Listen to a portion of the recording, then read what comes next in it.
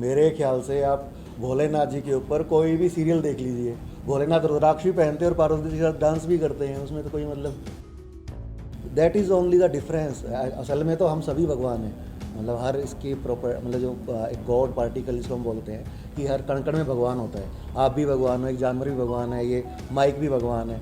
तो लेकिन जब आप अपनी एक बेसिकली अपनी सिचुएशन के हिसाब से अगर ये बोलो कि मैं ही भगवान हूँ, तो वही चीज़ हमने फिल्म में थोड़ा सा दिखाया है। फिल्म कई बार आपको लगता होगा ना 90% यूथ मैंने ऐसा देखा है कि वो रुद्राक्ष हाथ में पहन लेता है या गले में पहन लेता है। आप देखना ये सिचुएशनल है। तो उस टाइम वो अपने आप को भोलेनाथ है, क्योंकि उसके अंदर वो एक जो नई नई तरंग आई होती है। तो भोलेनाथ का जो जो कैरेक्टर वो मस्त है, चाहे उसको एक नशा भी एक्सेप्ट करना हो तो वो अपना आइडल किसको मनाएगा, भोलेनाथ को।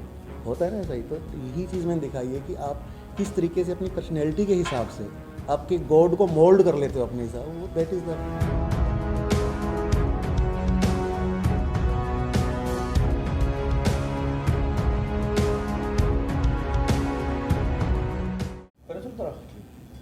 सर, ये आज आपने जूनी फिल्म का के लिए आज अपनी मीडिया को इन्वाइट किया, थोड़ा सा बताएंगे डिटेल क्या है? सर फिल्म जैसे आपको द टाइटल जैसे पता लग रहा है आपको, जूनी द लास्ट प्रेयर। तो बेसिकली लास्ट प्रेयर कब होती है? पहले बहुत सारी प्रेयर्स की होंगी आदमी ने, इंसान ने, तो उसके बाद कहीं ना कहीं एक ऐसा पॉइंट आया होगा कि जब उसने एक लास्ट प्रेयर की होगी अपनी। तो फिल्म भी वैसा ही कुछ एक ऐसा कॉन्सेप्ट है कि एक आस्तिक और नास्तिक के बीच में एक डिफरेंस है। आप कब मतलब स्विच ओवर हो जाता है कि नास्तिक की तरफ, कब आप मतलब आस्तिक बन जाते हो। बेसिकली इंसान अपने स्वार्थ के हिसाब से कैसे भगवान को तोड़ मरोड़ लेता है। तो that is the basic concept of our movie. इस फिल्म की स्टार कास्ट में लोकलाइजेशन है या बाहर की है? सर 80% जो कास्ट है वो हमारी हरियाणा, पंजाब, हिमाचल से ही है। बाकी जो 20% है वो मुंबई से ही है। इस फिल्म के पोस्टर पर आपने लिखा था अहम ब्रह्मास्मि। जी जी। इसका क्या मतलब है? हम ब्रह्मस्मि जैसे आप सभी शास्त्रों में भी आपने देखा ही होगा कि हम सभी भगवान हैं। तो हम ब्रह्मस्मि मतलब मैं ही भगवान होता हूँ। पर उसको आप किस वे में लेते हो अपनी पर्सनैलिटी के हिसाब से कि भी मैं ही भगवान हूँ या कि मैं भी भगवान हूँ, तो वो बस सारा चीज़ एक बेसिकली यही चीज़। तो यूट्यूब पे आपने जो एक प्रोमो जारी किया है, जी, उसमें जी। एक पोस्टर है जिसमें लिखा आ रहा है मैं भगवान हूँ। हाँ, तो क्या विवादित नहीं है ये? मतलब आप भगवान हो तो मैं भी भगवान हूँ सर। नहीं, वो मैं ही भगवान हूँ, ये है बेसिकली। मैं ही भगवान हूँ।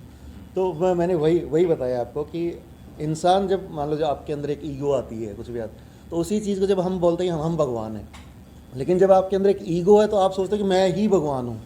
That is only the difference. असल में तो हम सभी भगवान हैं, मतलब हर इसकी प्रॉपर मतलब जो एक गॉड पार्टिकल जिसको हम बोलते हैं कि हर कण कण में भगवान होता है। आप भी भगवान हो, एक जानवर भी भगवान है, ये माइक भी भगवान है। तो लेकिन जब आप अपनी एक बेसिकली अपनी सिचुएशन के हिसाब से अगर ये बोलो कि मैं ही भगवान हूँ, तो वही चीज़ हमने फिल्म में थोड़ा सा दिखाया है। फिल्म के अंदर एक गाना है बम लहरी, अगर बम, हरियाणवी जी, में जी। ये गाना है वो। जी, जी, जी। तो उसके अंदर देखा गया है कि उसमें रुद्राक्ष की माला डालकर हाँ जी, और हीरोइन के साथ झूमते हुए नजर आ रहे हैं। बिल्कुल। तो उससे नहीं लगता कि कुछ ऐसा उससे विवाद उत्पन्न हो सकता है? कंट्रोवर्शियल। मतलब मुझे रुद्राक्ष कहाँ मतलब कंट्रोवर्शियल है सर? मतलब वहाँ पर एक साधु का वेश है।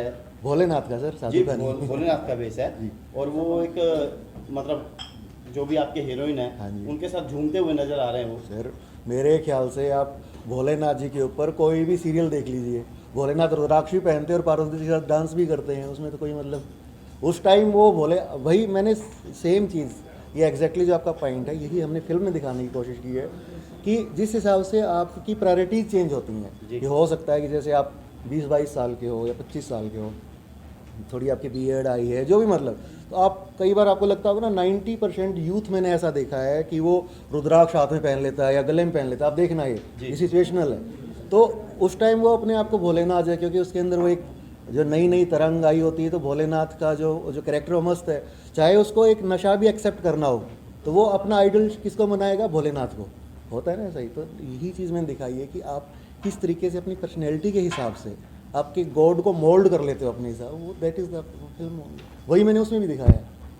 तो सर उसमें जी। क्योंकि जो कैरेक्टर है basically he is from Haryana, तो Haryanvi touch, but film is totally Hindi. और फिल्म के समय की बात करें, कितने घंटे की फिल्म है? फिल्म वैसे 2.5 घंटे की है, पर हमने जो सॉन्ग्स हैं वो थोड़े ट्रिम किए हैं फिल्म के, ताकि फिल्म ज़्यादा लेंदी ना हो, क्रिस्प हो थोड़ी सी। तो ये लगभग 2.25 घंटे के तो आसपास। फिल्म का बजट क्या है इस फिल्म का?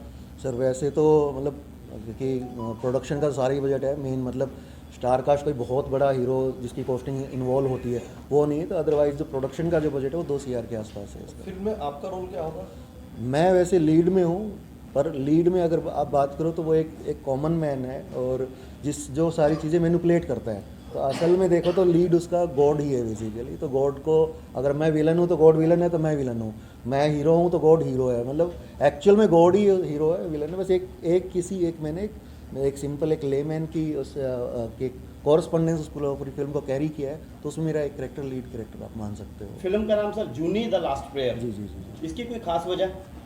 लास्ट प्रेयर मैंने बताया आपको सर कि एक प्रेयर करता है, मतलब बहुत आस्तिक है बंदा, फिर कभी न कभी ऐसी सिचुएशन आती है कि उसको विश्वास नहीं रहता है गॉड के ऊपर, तो एक अपनी लास्ट प्रेयर करता है, उसके बाद वो प्रेयर नहीं करता है कभी भी। तो this is the interval of the film, and that's why इस फिल्म में से 70% ऐसी पब्लिक है जो इस पर्टिकुलर एक्ट से मतलब इन्फ्लुएंस्ड है अपने इसमें। होता क्या है, एक लड़की अपने आप में मतलब सही है गलत है मैं नहीं बोलूँगा उसको, बट वो कहीं ना कहीं जो पेरेंट्स सही होते हैं उनको गलत ठहरा के डाउरी एक्ट करती है, उनकी प्रॉपर्टी के ऊपर अपने राइट्स मतलब क्लेम करती है। तो वो मैंने पर्टिकुलरली उस फिल्म में कैरी किया, क्योंकि फिल्म क्या है कि 15 साल के एक कॉलेजिएट से लेके 80 साल के एक बुजुर्ग तक की कहानी है।